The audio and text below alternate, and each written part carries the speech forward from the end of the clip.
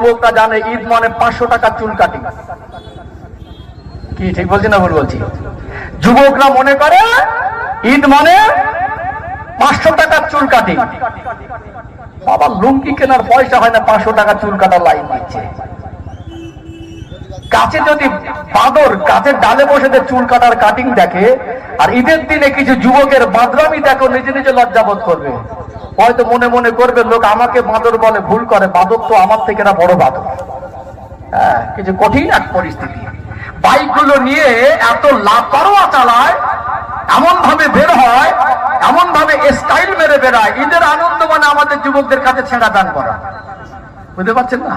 ঈদের আনন্দ মানে চুল লাল করা, ঈদের আনন্দ মানে রাস্তার ধারে প্যান্ডেল করে ডিজে বাজানো। ভাবতে পারেন 2026 সালে এসেও আজ দুর্ভাগ্যজনক হলেও সত্য, আমাদের দেখতে হচ্ছে যে ঈদের সময় মানুষ ডিজে বাজিয়ে ড্যান্স করছে।